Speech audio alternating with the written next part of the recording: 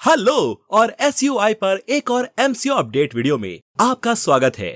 एसयूआई chart में market अभी तक सिर्फ अपसाइड की तरफ एक 3 वेव मूव फॉर्म किया है और हम अब रेजिस्टेंस एरिया में हैं जो $3.46 और $4.67 के बीच है। तो मैं इस वक्त ये देख रहा हूँ कि क्या मार्केट सीधे अपसाइड की तरफ जा रहा है या नहीं, और ऑब्वियसली अप्रैल के लो से शॉर्ट टर्म ट्रेंड अप हुआ है या नहीं, लेकिन अभी तक हमने 5 वेव्स का पूरा सेट नहीं देखा है, जिसका मतलब है कि यह फॉर्मली कंफर्म नहीं किया जा सकता कि अपसाइड की तरफ ये 5th वेव सच में शुरू हो गई है या नहीं। रिस्क अभी भी यह है कि ये सिर्फ एक करेक्टिव रैली है। हालांकि इसके लिए सबसे छोटे टाइम फ्रेम्स पर माइक्रो सपोर्ट के नीचे ब्रेक होना जरूरी होगा। मतलब दूसरे शब्दों में, जब तक हम छोटे टाइम फ्रेम पर माइक्रो सपोर्ट लेवल्स को होल्ड कर रहे हैं तो ट्रेंड को अप माना जाएगा। ऐसा कोई साइन नहीं है कि व्हाइट बी वेव रुक गया है। किसी ने आज मुझसे पूछा, क्या येलो सिनेरियो अभी भी प्रेफर्ड इंटरप्रिटेशन है? मैंने कहा हाँ, फिलहाल तो है, लेकिन सिर्फ तब तक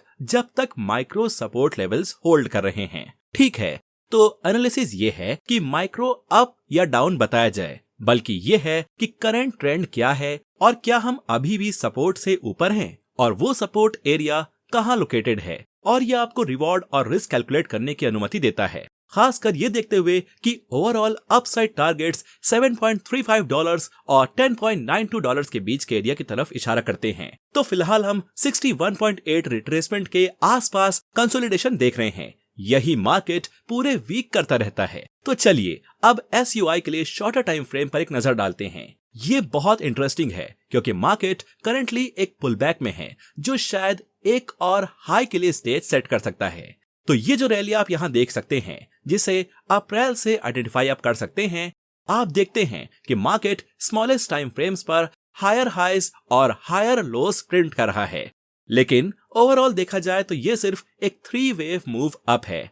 एलियट वेव के नजरिए से हमेशा बुल्स के प्राइस को हायर ड्राइव करने की कंफर्मेशन के लिए 5 वेव्स अप की जरूरत होती है। तो फिलहाल मैं करंट पुलबैक को 4th वेव के रूप में ट्रैक कर रहा हूँ, जिसका सपोर्ट $2.79 और $3.32 के बीच है। अगर बुल्स प्राइस को $2.79 से नीचे ब्रेक होने से पहले अपसाइड की तरफ ले जाते हैं तो हम 5th वेव में एक और हाई पा सकते हैं। नेक्स्ट रेजिस्टेंस ग्रीन लाइन से मार्क्ड है और ये $4.27 के आसपास लोकेटेड है। ये नेक्स्ट मेन रेजिस्टेंस लेवल और सर्कल वेव 1 के इंटरनल 5th वेव के लिए पोटेंशियल टारगेट भी होगा। ये अप्रैल लो से 5 वेव मूव होगा जो फिर वेव 2 में एक करेक्टिव पुलबैक के लिए स्टेज सेट कर सकता है। उसके बाद हम और भी ऊपर जाएंगे। ये सपोर्ट एरिया पूरे वीक नहीं बदला है, तो ये भी अभी रेलिवेंट है। ये $2.79 और $3.32 के बीच है, यानी इसको इस ऑरेंज माइक्रो स्ट्रक्चर में आसानी से टेस्ट किया जा सकता है। ये एक तरीका है